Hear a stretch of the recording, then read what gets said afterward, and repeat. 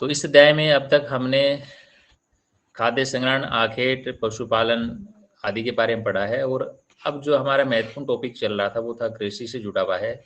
और कृषि के अंतर्गत हमने कृषि एक मतलब कई कृषि प्रणालियां इस अध्याय में हम पढ़ने वाले हैं। उसमें से हमने स्थानांतरणशील कृषि, जिसको अपन आदिम अस्थायी कृषि भी कह सकते हैं, का अध्ययन कर लिया है।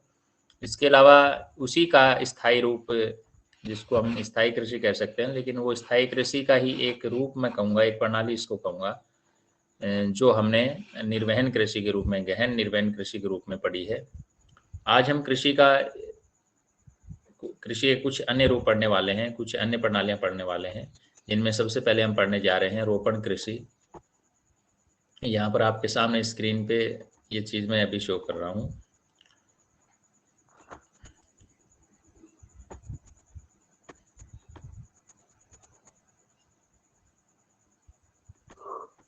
ये देखिए, दिखाई दे रहा है? दिखाई दे सर।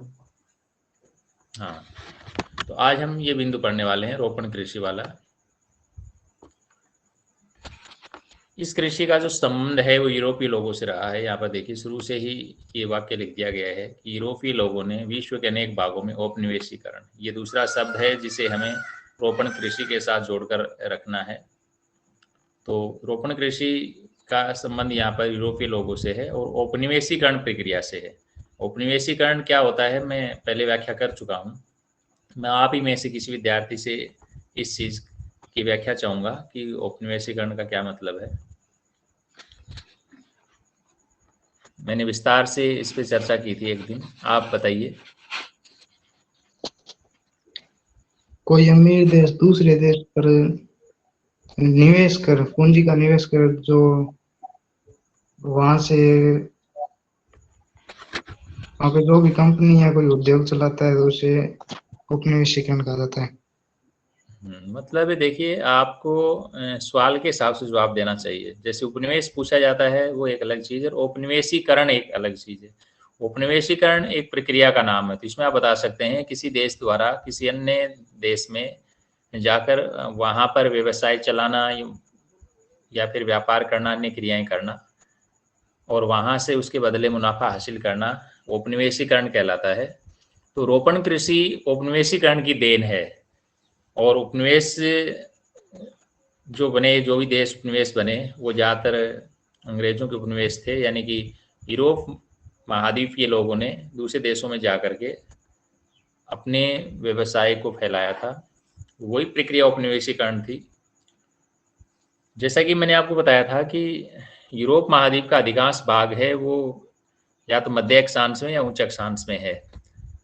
इस वजह से वहाँ पर आर्थिक जो क्रियाएं हैं, जिनमें प्रमुख रूप से कृषि है,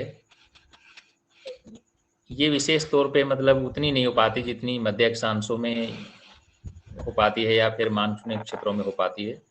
तो इन लोगों ने नए नए ऐसे क्षेत्र ढूंढे जहाँ पर कृषि के कई रूप अपनाए जा सके, और उन्होंने भारत में आके भी कृषि के कई रूप हैं वो अपनाए, और अन्य देशों में भी उन्होंने ऐसा ही किया। जहाँ जहाँ पर जैसी जैसी उनको जलवायु मिली, जिस कृषि के अनुकूल उनको जलवायु मिली, वहाँ पर उन्होंने उसी कृषि का प्रयोग किया और वहाँ पर वही फसल उन्होंने तैयार की। जैसा कि यहाँ पर आप देखिए कि इन्होंने अपना देश छोड़ा और अन्य देशों में जाके उपनिवेश किया और वहाँ पर कृषि के कई रूपों की शुरुआत की। उनमें से एक रूप था रोपण कृषि, और ये कृषि का वृहद स्तरीय लाभोन्मुख उत्पादन प्रणाली है। ये देखिए, वृहद स्तरीय लाभोन्मुख उत्पादन प्रणाली है। इन्होंने अपने अधीन उष्णकटिबंधीय क्षेत्र में देखिए, क्योंकि उष्णकटिबंधीय जो क्षेत्र होता है वहाँ पर तापमान और वर्षा दोनों ही पर्याप्त रहते हैं, और फसल उत्पादन के लिए या वनस्पति के विकास के लिए तापमान और वर्षा इन दोनों का होना बहुत जरूरी होता है। यानी जितना अधिक तापमान और जितनी अधिक वर्षा होगी उसमें वनस्पतियाँ उतनी ही ज़्यादा घनी विकसित हो जाती है। तो उष्णकटिबंधीय क्षेत्रों में इन लोगों ने खास तौर से बागानी जो फसलें होती हैं, जिनमें चाय है, कॉफ़ी, कोको, रबर, कपास, गन्ना, केले, अनानास इत्यादि के इन्होंने पौध लगाए, और इनकी उन्होंने बड़े पैमाने पर फसलें बोई वहाँ पर और कृषि क्रियाएं आरंभ की। तो ये इसका शुरुआती परिचय है रोपण कृषि का, कि इसकी शुरुआत है वो कब, किन के द्वारा और कहाँ की गई। तो यूरोपीय लोगों द्वारा की गई थी। कब की गई थी? औपनिवेशीकरण के दौरान की गई थी, यानी जब औपनिवेशीकरण का दौर चल रहा था। और कहाँ की गई थी? तो उष्णकटिबंधीय क्षेत्रों में इसको अपनाया गया था, क्योंकि उष्णकटिबंधीय क्षेत्रों में पर्याप्त मात्रा में तापमान और वर्षा होती है। इस वजह से वहाँ पर इस प्रकार की जो फसलें हैं, जिनमें चाय, कॉफ़ी, रबड़, कपास, गन्ना, केले, इनका उत्पादन हुआ। तो यहाँ पे इसका ये सामान्य परिचय दिया गया है कि कब, किन के द्वारा किया गया, कब किया गया और कहाँ किया गया। अब इस पैराग्राफ में इस कृषि की प्रमुख विशेषताएं बताई गई हैं, किसकी विशेषताएं क्या क्या हैं। देखिए, एक विशेषता हम यहाँ पर भी पढ़ चुके हैं, ये भी अपने पॉइंट्स में आप शामिल करें। बृहद स्तरीय लाभोन्मुख उत्पादन प्रणाली, और अन्य विशेषताएं हम यहाँ पर पढ़ रहे हैं। आज भजनलाल अपनी कॉपी चेक करवाने आया था मेरे पास, तो मैंने इसके नोट्स देखे थे जो काफ़ी ठीक बना रखे हैं इस विद्यार्थी ने। तो आप भी प्रयास करें और नोट्स बनाने प्रारंभ करें और आप सीख भी लें। हालांकि मैंने पहले जो 4 अध्याय आपको पढ़ाए हैं उनकी पीडीएफ मैंने डाली है, और इस अध्याय की मैंने अभी तक पीडीएफ तैयार नहीं की है, उसमें थोड़ा समय लग जाता है और इतना समय मुझे मिला नहीं। तो आप नोट्स बनाइए, उसमें जो भी कमियां आएंगी आप जब भी चेक करवाएंगे मैं आपको निर्देशित करता रहूँगा। तो भजनलाल ने ठीक बना रखे हैं, मैंने आज इसके चेक किए हैं, तो आप भी बनाते रहें। हम अभी थोड़ा थोड़ा ही पढ़ रहे हैं, इसलिए आप रोजाना ऐसा कर सकते हैं। हालांकि आपके पास पुस्तक नहीं है, नहीं तो आप अंडरलाइन भी कर सकते थे। फिर भी यदि दिक्कत आती है तो आप ये जो वीडियो अभी बन रहा है, मैं रिकॉर्ड कर रहा हूँ, ये आपको रिकॉर्डिंग वाले सेक्शन में सेव मिल जाते हैं, आप वहाँ से देख भी सकते हैं कि मैंने कहाँ अंडरलाइन करवाया था और कहाँ पे आपको नोट करने के लिए कहा था, तो आप वहाँ से भी देख सकते हैं। तो विशेषताओं में आगे बढ़ते हैं। तो पहले जो इसकी अगली जो विशेषता है, एक विशेषता यदि हम ये लेते हैं तो ये दूसरी हो जाएगी कि इसमें कृषि क्षेत्र का आकार, यानी खेतों का आकार है वो बहुत विस्तृत होता है। यानी ये बागानी कृषि के रूप में होती है, यानी बागों के रूप में होती है। तो आपने देखे होंगे बाग बड़े बड़े लंबे चौड़े होते हैं, तो इसमें खेतों का आकार बहुत विस्तृत होता है। ये एक विशेषता हो गई। अगली विशेषता ये हो गई कि अधिक पूंजी निवेश वाली कृषि प्रणाली है, क्योंकि यहाँ पर आपने देखा होगा कि एक विशेषता हमने ये लिखी है कि वृहद स्तरीय लाभोन्मुख उत्पादन प्रणाली है। तो देखिए, बड़ा लाभ कमाना है तो हमें निवेश भी बड़ा करना पड़ेगा, पूंजी भी ज़्यादा खर्च करनी पड़ेगी। हम कम निवेश करके बड़ा मुनाफा नहीं कमा सकते। आज जाके आप जानते भी हैं पैसे से पैसा कमाया जा सकता है, तो वो चीज़ लागू होती है कि आप इतना ज़्यादा व्यवसाय में पैसा खर्च करते हैं, आप उतना ही बड़ा लाभ कमाते हैं। अगली विशेषता ये है कि इसमें उच्च प्रबंधन की आवश्यकता होती है। इसको तो आप इसी रूप में समझ सकते हैं, घर पे आप एक पौधा लगाते हैं और आप उसे कितना विकसित कर पाते हैं, और उसको विकसित करने में, उसको एक पेड़ बनाने में हमें कितनी जद्दोजहद करनी पड़ती है, कितनी उसकी देखभाल करनी पड़ती है, आप भली-भांति जानते हैं। तो ये जो फसल है, ऐसा नहीं है कि हमने खेत में गए, बीज छिड़का, ट्रैक्टर घुमाया और घर आ गए और फिर हम कभी कभार ही जाते हैं उसको संभालने, ऐसा नहीं होगा। इसमें उच्च प्रबंधन की आवश्यकता पड़ती है। इसके अलावा इसमें आपको तकनीकी और वैज्ञानिक विधियां अपनानी पड़ती हैं। आधुनिक तरीकों से इस खेती को किया जाता है, ये इसकी अगली विशेषता होगी। इसमें तकनीक आधार अपनाए जाते हैं और वैज्ञानिक विधियों का प्रयोग किया जाता है, जैसे उन्नत बीजों का प्रयोग करना, रासायनिक खाद का प्रयोग करना, सिंचाई का इस्तेमाल करना, कीटनाशकों का इस्तेमाल करना, और मशीनों का तो होता ही है। वैसे भी इसमें खेतों का आकार बड़ा होता है तो मशीनों का इस्तेमाल इसमें करना पड़ता है। अगली विशेषता है कि ये एक फसली कृषि है। यहाँ पर आपको थोड़ा बहुत याद हो तो कक्षा 10 में आपने इस प्रकार का कोई टॉपिक पढ़ा होगा कि फसल प्रणालियाँ कई प्रकार की होती हैं, जैसे एक फसली कृषि, द्विफसली कृषि, बहुकृषि प्रणाली, इस प्रकार से होता है। कहने का तात्पर्य है कि एक वर्ष में इसमें एक ही फसल तैयार हो पाती है, ज़्यादा से ज़्यादा एक से अधिक फसल हम इसमें पैदा नहीं कर पाते हैं। यानी कि इसमें कम से कम 1 साल तो हर फसल के उत्पादन में लगता ही है। आप अन्य फसल के बारे में परिचित नहीं है, लेकिन आप कपास से परिचित हैं, क्योंकि आपके आसपास इलाके में कपास की खेती है वो की जाने लगी है। तो आप देखते होंगे कि कपास की बुआई कब होती है और फिर इसका अंतिम सेशन कब आता है, कब इसके अपन कपास को एकत्रित करते हैं और कब इसकी कटाई होती है। तो उसमें पूरा 1 साल लग जाता है। तो ये एक फसली कृषि है, यानी इसमें हम एक वर्ष में एक ही फसल ले पाते हैं। जैसे इसमें दिया है किसी एक फसल के उत्पादन पे संगठन, ये अगली विशेषता हो सकती है, किसी एक फसल के उत्पादन पे ही। कहने का मतलब ये है कि इसमें जैसे अपन अपने खेतों में मिक्सचर फसलें प्राप्त करते हैं, मूंग, मोठ, ज्वार, बाजरा एक साथ बो देते हैं, लेकिन इसमें एक ही फसल के उत्पादन पे फोकस किया जाता है। जैसे खेत में यदि कॉफ़ी का बागान लगा लिया तो उसमें कॉफ़ी के पौधे आपको मिलेंगे और कॉफ़ी का ही उत्पादन वहाँ किया जाएगा। ऐसे ही चाय का है, ऐसे ही कपास का, ऐसे ही गन्ने का होता है। हम इसमें अलग-अलग प्रवृत्ति की फसलों को नहीं बो पाते हैं, क्योंकि इसमें बहुत तकनीकें अपनानी पड़ती हैं और हर फसल के लिए अलग-अलग तकनीकें होती हैं।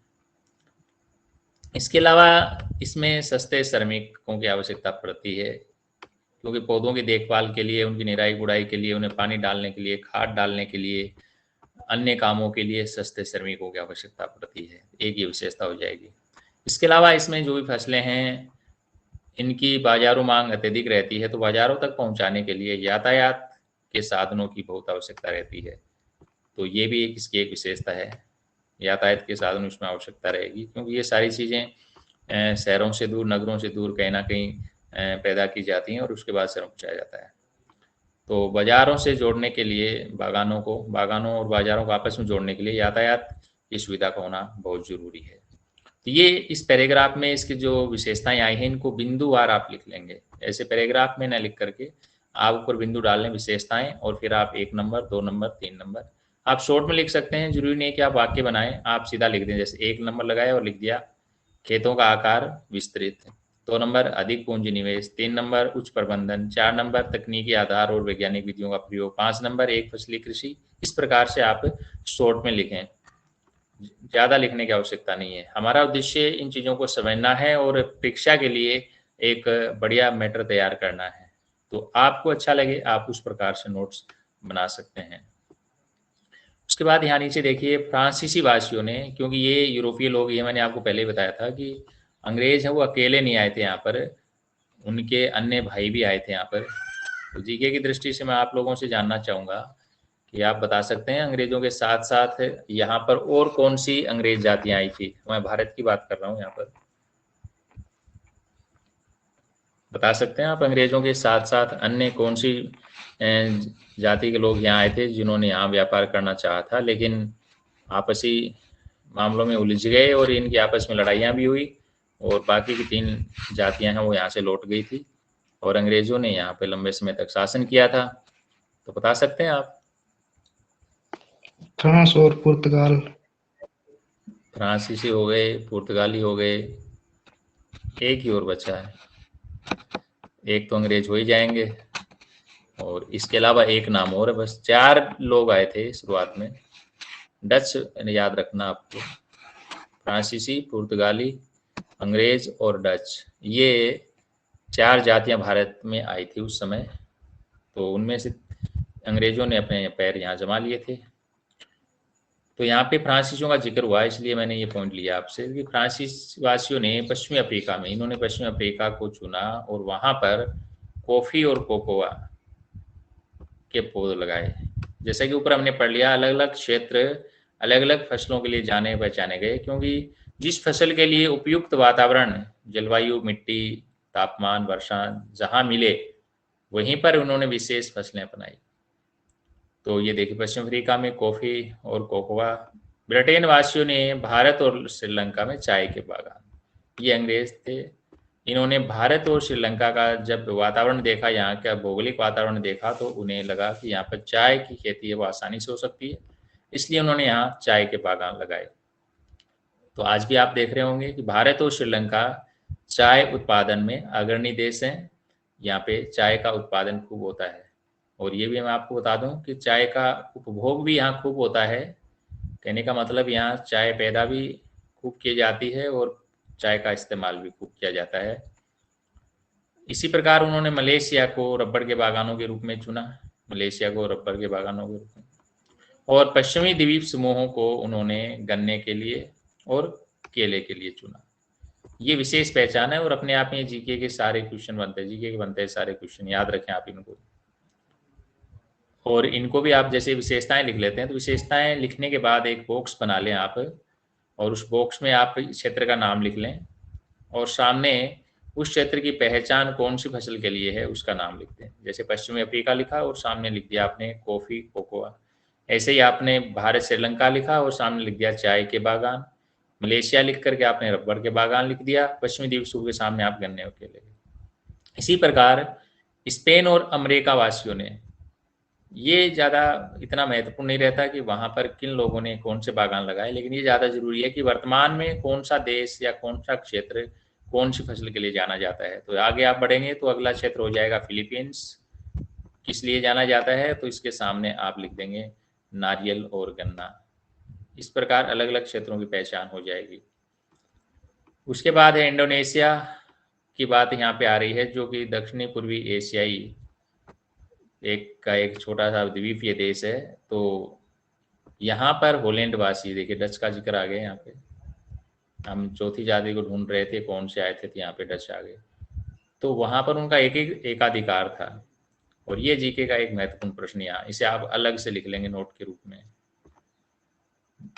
यहाँ पर इस शब्द पे गौर करना आपको, ये जो मैं अंडरलाइन कर रहा हूँ दोबारा से, एजेंडा। एजेंडा क्या है सबसे पहले ये याद रखें। तो ये परीक्षा में कई बार छोटे प्रश्नों के रूप में पूछा भी जा चुका है कि फेजेंडा क्या है।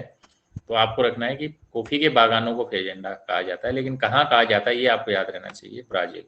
यानी फेजेंडा का संबंध ब्राजील से और कॉफी के बागानों से है। कहवा बोलते हैं इसको, जब फसल के रूप में इसको तैयार किया जाता है तो इसको कहवा बोलते हैं, और जब ये पेय पदार्थ के रूप में तैयार हो जाता है तो फिर इसको अपन कॉफी बोलते हैं।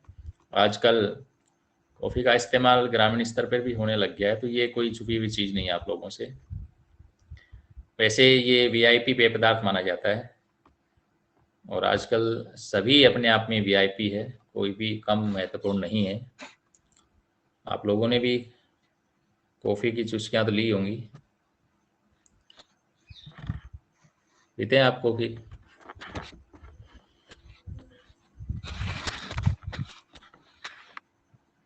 इसमें पौध होती है, उसमें गांठें होती हैं, उसमें गेहूं के दाने जैसे दाने निकलते हैं, फिर उनको भुना जाता है, फिर उनको पीसा जाता है, पाउडर तैयार किया जाता है, और वही कॉफी के रूप में मार्केट में बिकता है। अब यहाँ पर इसका वर्तमान स्वरूप बताया गया है कि वर्तमान समय में अधिकतर बागानों पर स्वामित्व देशों की सरकार का नियंत्रण है। स्वामित्व देशों का मतलब ये है कि जैसे पहले भारत में अंग्रेजों ने ये सब चीजें यहाँ लगाई थी, लेकिन बाद में भारत अंग्रेजों की अधीनता से स्वतंत्र हो गया, और वर्तमान में इन बागानों पर अब उसी देश का अधिकार है जिस देश में बागान स्थित है। एक बागान का स्वरूप क्या होता है ये इस फोटो में आपको दिखाया गया है। यहाँ पे चाय के बागान की एक तस्वीर है, जिसमें आप देख सकते हैं कि चाय के पौधे हैं वो कतारबद्ध लगाए गए हैं। और यहाँ पे एक विशेष बात ये भी बताई गई है कि अनुकूल भौगोलिक दशाओं के कारण है वो ढालों का उपयोग चाय बागान, यानी कि चाय के बागान है विशेष तौर से ढालू भूमि में स्थापित किए जाते हैं। ये चाय के बागान की एक विशेष पहचान है, और ऐसा इसलिए होता है क्योंकि इसके पौधों को लंबे समय तक हमें सुरक्षित रखना पड़ता है।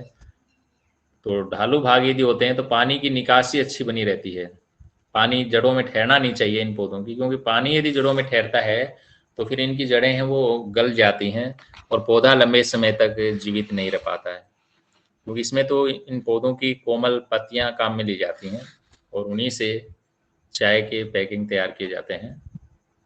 तो ये थी रोपण कृषि। अब कृषि का एक अगला जो रूप हम पढ़ने वाले हैं वो विस्तृत वाणिज्य अनाज कृषि है। विस्तृत वाणिज्य अनाज कृषि। अब ये जो यहाँ नामकरण किया गया है इस कृषि प्रणाली का, इस नामकरण में ही आपको इसकी 3 विशेषताएं पता चलती हैं। जागते हो क्या भैया, सो गए के सारे ही?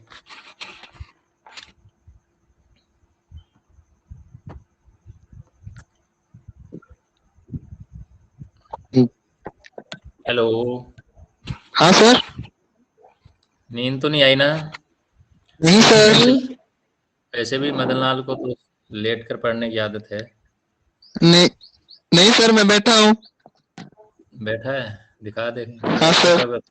तकिया लगा के सोया अभी है। नहीं सर, अभी बैठा हूँ। अच्छा अच्छा,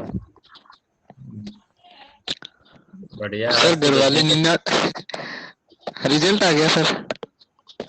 आज 10वीं क्लास का रिजल्ट आया है, नंबर भी बहुत अच्छे बने विद्यार्थियों के। हाँ, ये 99 है शायद। 99 है। आज तो मिठाइयाँ खाइए आप उनसे।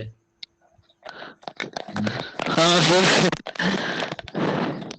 मौज होगी मौज। आजकल चल रहा है हाँ ना मोबाइल, मौज कर दी, मौज कर दी मतलब। निहाल हो गए। हम जैसे लोगों के तो 10वीं 12वीं के दोनों के मिलाने पे भी नहीं बनते भैया। 99%। हाँ सर, आप लोगों ऐसा के ही तो है। बनते हैं। आप क्यों हमें यहाँ मिला रहे हो? हमारे बराबर हो क्या आप?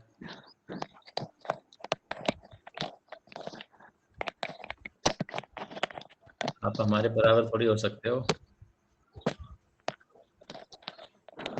तो रोपण कृषि समझ में आ गई सभी को, या फिर कोई क्यूरीज है आपकी, कोई क्वेश्चन है तो आप पूछ सकते हैं। जरूरी नहीं है कि आप गूंगे बने रहें। कोई भी चीज़ यदि आपको समझ में नहीं आ पाती है, चाहे वो भौतिक भूगोल से जुड़ी हुई हो, क्योंकि हमारा टारगेट यहाँ कोई सिलेबस को पूरा करना नहीं है। हमारा टारगेट ये है कि हम कुछ चीज़ों को अच्छी तरह समझ सकें जो भविष्य में स्थायी तौर पे हमें काम आती रहे, ताकि ये नहीं हो कि कल को आपको कि हम भूगोल के विद्यार्थी थे और भूगोल की हमें कोई जानकारी नहीं है। ऐसा नहीं होना चाहिए। और ये जब होता है तो बहुत दुख होता है, क्योंकि एक विद्यार्थी एक सब्जेक्ट को लंबे समय तक पढ़ लेता है और पढ़ने के बाद भी वो मूलभूत चीज़ें नहीं जान पाता, तो ये गलत हो जाता है फिर।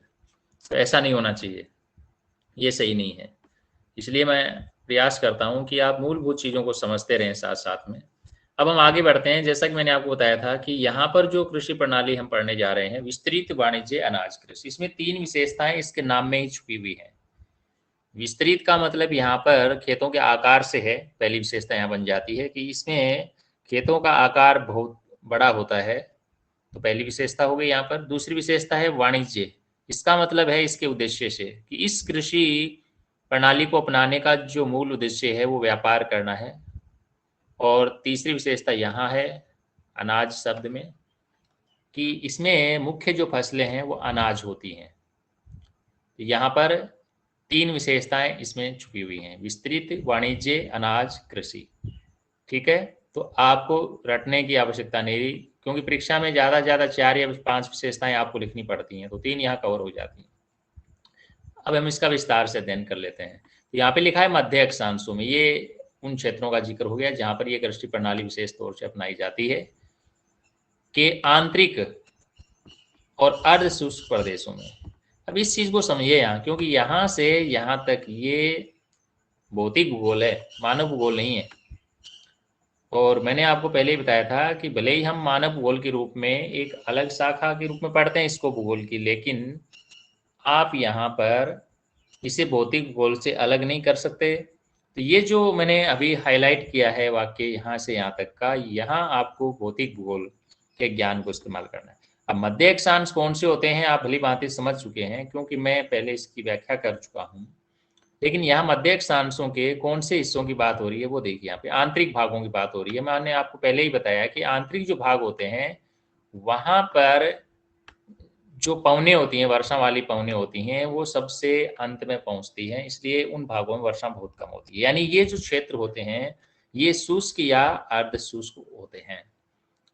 यदि बहुत कम वर्षा होती है तो बिल्कुल शुष्क हो सकते हैं, मरुस्थलीय भाग भी हो सकते हैं। और यदि वर्षा ठीक ठाक होती है तो फिर इसका मतलब वहां पर वो क्षेत्र अर्ध शुष्क होते हैं।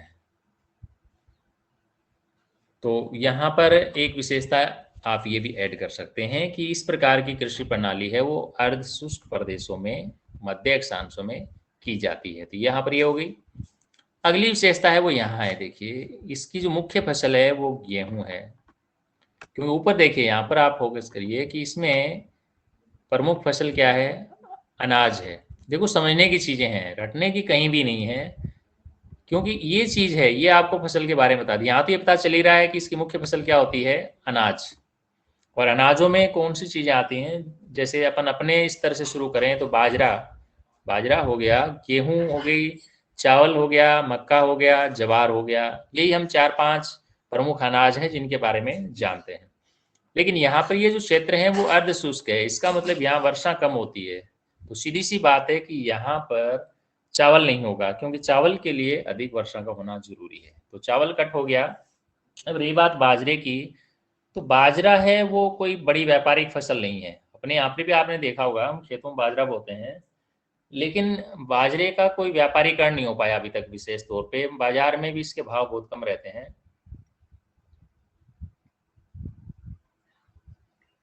और यही कारण है कि आजकल किसान बाजरे की फसल की तरफ ज़्यादा ध्यान नहीं दे रहे हैं। तो ये भी कट हो गया। तो अब प्रमुख खाद्यान्न फसलों में बचता है गेहूं। तो ये चीज़ आपके लिए रटने की नहीं बची कि इसकी मुख्य फसल कौन सी है, गेहूं है। और ये आपने अपने पूर्व ज्ञान के आधार पे जान लिया कि इसकी मुख्य फसल है वो गेहूं है। इसके अलावा अन्य भी होती हैं, जैसे मक्का हो गया, जौ हो गया, ये भी इसकी अन्य फसलें भी हैं। मक्का, जौ, राई, जई ये भी हैं, जिनमें मक्के से आप परिचित होंगे क्यों कभी कभार आपने भुट्टे खाए होंगे। और बाकी जो भी खेतों में हम बोते हैं लेकिन कभी हमने भोजन में इस्तेमाल नहीं किया होगा, इनको भी हमने इस्तेमाल नहीं किया होगा। अगली विशेषता यहाँ आ जाती है, हालांकि मैं पहले इसकी व्याख्या कर चुका हूँ कि इसमें खेतों का जो आकार है वो बड़ा होता है, यानी खेतों का आकार बहुत बड़ा होता है, बहुत बड़ा। और यही कारण है कि इसमें लगभग सभी कार्य यंत्रों द्वारा किए जाते हैं। मशीनों से ही लगभग सारे कार्य संपन्न किए जाते हैं। मैं आपको याद दिला दूं कि जब हमने लिंगानुपात वाला टॉपिक पढ़ा था तो उसमें हमने पढ़ा था कि जो अमेरिका जैसे विशाल देश हैं वहाँ पर ग्रामीण क्षेत्रों में लिंगानुपात स्त्रियों के प्रतिकूल पाया जाता है। कहने का मतलब गाँव में पुरुष लोग ज़्यादा रहते हैं। उसमें मैंने आपको बताया था कि वहाँ पर बड़े बड़े खेत हैं, यानी विस्तृत खेती की जाती है, और विस्तृत खेती में यंत्रों का इस्तेमाल किया जाता है, और यंत्रों के इस्तेमाल में ज़्यादातर कार्य पुरुष करते हैं।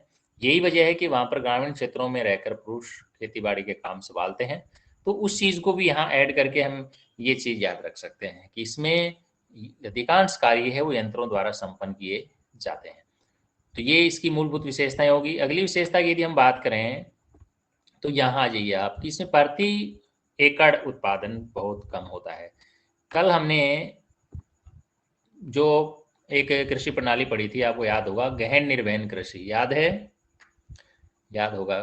तो गहन निर्वहन कृषि में हमने यहाँ पर पढ़ा था कि प्रति एकड़ उत्पादन उसमें अधिक होता है। कारण क्या है उसका? कि वहाँ पर जमीन के एक एक इंच का गहन उपयोग किया जाता है, उन्नत बीजों का, रासायनिक खाद का, कीटनाशकों का, सिंचाई का। जैसे जापान की सॉरी पंजाब की यदि हम बात करें तो वहाँ पर इसी प्रकार की खेती अपनाई जाती है। तो वहाँ पर प्रति एकड़ उत्पादन तो अधिक होता है, लेकिन प्रति किसान उत्पादन कम रहता है, क्योंकि किसानों के पास वहाँ छोटे छोटे खेत हैं। लेकिन यहाँ पर उल्टा है। देखिए यहाँ पर इस विशेषता पर ध्यान दीजिए आप कि यहाँ पर उल्टा है उसका कि यहाँ प्रति एकड़ उत्पादन कम हो रहा है, लेकिन प्रति व्यक्ति उत्पादन है वो अधिक हो रहा है। ये उसकी ओपोजिट है। ये कृषि प्रणाली गहन निर्वहन कृषि की ओपोजिट है। मैं आपको बता दूं, यहाँ पे गहन, यहाँ पर विस्तृत लिखा हुआ है ना, तो वहां पर उनका आकार छोटा रहता है। यहाँ पे वाणिज्य लिखा है तो वहां निर्वहन लिखा होता है। हाँ, ये समान रह सकता है कि वहां पर भी अनाज बोए जाते हों तो यहाँ पर भी अनाज बोए जा रहे हों, ये समान रह सकता है। तो ये एक ऑपोजिट विशेषता इन दोनों कृषि प्रणालियों में कि प्रति एकड़ उत्पादन इसमें कम होता है, लेकिन प्रति व्यक्ति उत्पादन अधिक होगा। कारण क्या है कि एक खेत, किसान के पास बहुत बड़ा खेत है तो वहां पर प्रति बीघा के हिसाब से अनाज कम रहेगा। जैसे मैंने कल आपको उदाहरण भी दिया था कि एक किसान के पास यदि 100 बीघा जमीन है और वहां पर यदि 1 क्विंटल प्रति बीघा भी होता है तो 100 क्विंटल अनाज एक किसान के हिस्से में आ जाता है। लेकिन 5 या 10 बीघा जमीन वाले किसान के पास यदि 5 क्विंटल प्रति बीघा के हिसाब से अनाज पैदा होता है तो भी उसके पास 25 या 50 क्विंटल अनाज हो पाता है। तो ये अंतर रहता है इन दोनों कृषि प्रणालियों में। तो ये इसकी प्रमुख विशेषताएं होगी जिन्हें आप विशेषताओं के रूप में लिख सकते हैं। लेकिन शुरू में आप 2-3 पंक्तियां, सामान्य पंक्तियां भी लिखें जिसमें आप बता सकते हैं कि इस प्रकार की फसल है वो किन क्षेत्रों में की जाती है। तो यहाँ से यहाँ तक इसका परिचय आप लिख सकते हैं और इसके बाद ये विशेषताएं आप बना सकते हैं। तो इसी प्रकार आपको करना है। अब इसमें यंत्रों का कितना इस्तेमाल होता है इस तस्वीर में आपको दिखाने का प्रयास किया गया है।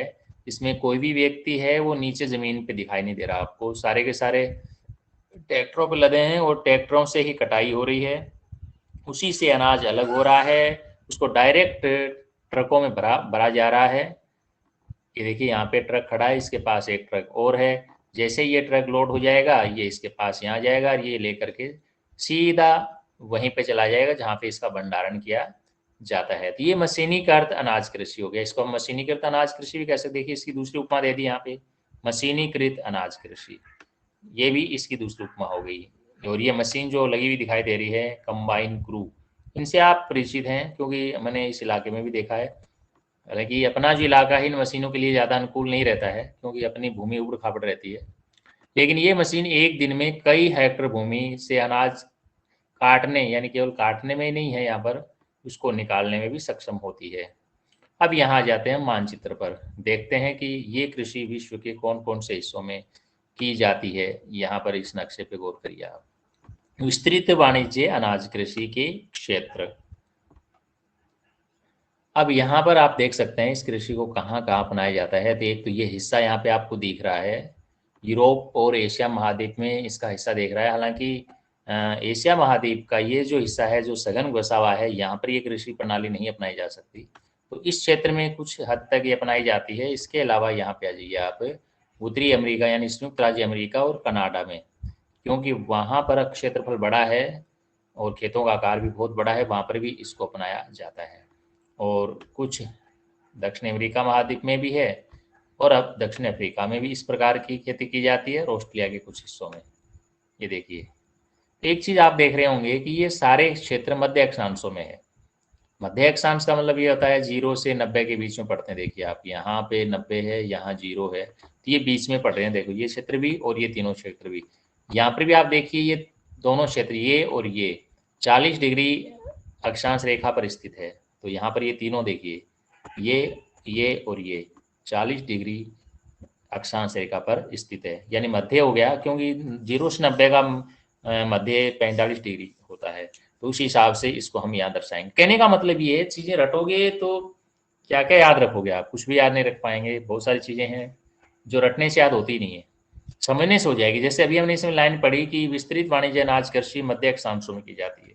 अब यदि आप मध्य अक्षांश का मतलब जानते हैं तो फिर संसार के नक्शे में इजी वे में भर सकते हैं आपको। देखिए मैंने अभी बताया कि 45 डिग्री मध्य अक्षांश हो गया 90 का, तो ये 45 पे स्थित। देखिए यहाँ 40 है तो ये 45 है, यहाँ पक्का, यहाँ 45, ये भी 45 पे हो गया। इसी प्रकार ये 40 के थोड़ा ऊपर जा रहा है इधर। तो कहने का मतलब एवरेज देखा जाए तो मध्य अक्षांशों में, यानी 23.5 डिग्री से 66.5 डिग्री को भी अपन मध्य अक्षांश मान लें, जो कि शीतोष्ण कटिबंधीय क्षेत्र होता है, तो हमारी तुकबंदी यहाँ सही हो जाती है।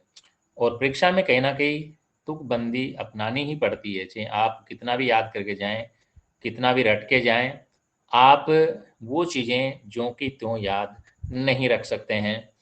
अब आइए यहाँ पर इसी कृषि के बारे में कुछ अन्य चीज़ें भी जान लेते हैं कि इस प्रकार की जो कृषि के क्षेत्र हैं ये विशेष तौर से मैदानी क्षेत्रों में किए जाते हैं। जो विस्तृत मैदानी क्षेत्र होते हैं वहाँ पर इस प्रकार की कृषि अपनाई जाती हैं। और इन मैदानी क्षेत्रों को विश्व के अलग अलग भागों में, तो यहाँ पर आप एक बॉक्स बनाएंगे नोट्स बनाते समय, उसमें क्षेत्र का नाम लिखेंगे और सामने वहाँ पाए जाने वाले घास के मैदानों का नाम लिखेंगे।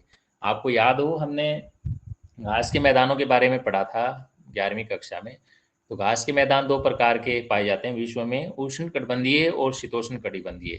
यानी उष्ण कटिबंधीय क्षेत्र में पड़ने वाले उष्ण कटिबंधीय घास के मैदान कहलाते हैं और शीतोष्ण कटिबंधीय क्षेत्र में पड़ने वाले जो घास के मैदान है वो उसी नाम से जाने जाते हैं।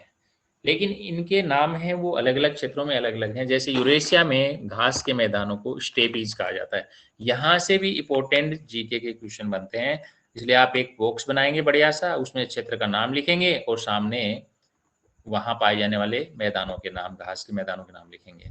इसी प्रकार उत्तरी अमेरिका जो महाद्वीप है वहाँ पर इस प्रकार के जो घास के मैदान हैं उनको प्रेरीज कहा जाता है।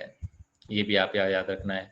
अर्जेंटीना में इसी प्रकार के घास के मैदानों को पंपाज कहा जाता है। दक्षिण अफ्रीका में इसी प्रकार के घास के मैदानों को वेल्स कहा जाता है। और ऑस्ट्रेलिया में इस प्रकार के घास के मैदानों को डाउन्स कहा जाता है। और न्यूजीलैंड में कैंटरबरी कहा जाता है। तो इन्हें आप एक बॉक्स अलग से बना करके उसमें व्यवस्थित तरीके से इनको आप लिखेंगे। नोट्स आपको बढ़िया बनाने हैं, सुंदर बनाने हैं, क्योंकि आपको ही पढ़ने हैं।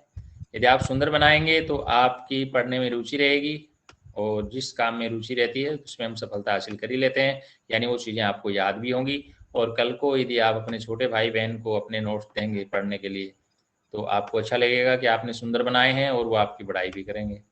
और ये ज़रूरी होता है इंसान के लिए, मोटिवेशन के लिए, कि उसके कामों की प्रशंसा हो तो आप यदि अपने कामों की प्रशंसा चाहते हैं तो आपको अपना कार्य सुंदर करना पड़ेगा, क्योंकि लोग अच्छे कामों की प्रशंसा करते हैं, हालांकि वो भी आजकल बहुत घट गया है, उसमें कमियां भी निकालते हैं, लेकिन आपको उस चीज़ की तरफ ज़्यादा ध्यान नहीं देना है। तो ये जो क्षेत्र हैं, ये जो यहाँ पे निर्धारित किए गए हैं, देखिए यहाँ पे लिखा है विश्व के मानचित्र में इन क्षेत्रों का निर्धारण कीजिए। तो नक्शे में जो आपने यहाँ पे हाईलाइट किया है, मैंने जैसे ये क्षेत्र बताए हैं, ये आपके कौन से हो गए? उत्तरी अमेरिका में इनको क्या बोलते हैं? प्रेरीज बोलते थे, ये हो गया। ये यूरेशिया हो गया, इसको अपन क्या बोलते हैं? स्टेपीज बोलते हैं। इसी प्रकार ये ब्राज़ील है यहाँ पे, तो इसको ब्राज़ील में पम्पाज बोलते हैं। दक्षिणी अफ्रीका में इसको वेल्च बोलते हैं। ऑस्ट्रेलिया में डाउन्स बोलते हैं। तो ये जो क्षेत्र आपको दिखाई दे रहे हैं, ये इन्हीं के नाम हैं। तो देखो, दो चीज़ें एक साथ आपको याद हो रही है, दो चीज़ें एक साथ नक्शे में आप दर्शा पा रहे हैं। यहाँ पे हम साथ में क्या दर्शा रहे हैं? विस्तृत वाणिज्य अनाज कृषि को दर्शा रहे हैं। चूंकि विस्तृत वाणिज्य अनाज कृषि विस्तृत घास के मैदानी क्षेत्रों में अपनाई जाती है, तो यहाँ पे उनके नाम भी आ रहे हैं। तो दो चीजें एक साथ यहाँ पर संपन्न हो रही हैं, और ऐसा ही आपको करना है। ये था आपका विस्तृत वाणिज्य अनाज कृषि। तो आज यहाँ पे हम दो ही कृषि प्रणालियाँ पढ़ने वाले हैं, और आप इन दोनों के नोट्स भली भांति बना लीजिएगा। यहाँ पे एक चीज़ का आप ध्यान रखें कि ये अध्याय सरल अध्याय में गिने जाते हैं, इसलिए हमें इनको बार बार नहीं पढ़ना है, एक या दो बार में इन चीज़ों को कंप्लीट समझ लेना है। बार बार हमें नहीं पढ़ना है, आप इनको ध्यान से पढ़ें। कोई भी चीज़ में दिक्कत आती है तो जैसे ही दूसरे दिन हम क्लास शुरू करते हैं, आप अपने प्रश्न रखें, लिख कर रख लें आप, और जैसे ही हम शुरू करते हैं सबके समक्ष आप उस प्रश्न को रख दें, तो आपके साथी ही वो चीज़ क्लियर कर देंगे पहली बात तो, और साथी क्लियर नहीं कर पाएंगे तो मैं करूँगा, हम सब मिल करके उस समस्या का निदान कर लेंगे। तो आज की लाइव क्लास में सिर्फ इतना ही। कोई क्यूरीज आपकी, कोई क्वेश्चन है तो आप रख सकते हैं, अन्यथा हम आज की इस क्लास का समापन करते हैं। ठीक है, कल मिलते हैं, तब तक के लिए टेक केयर।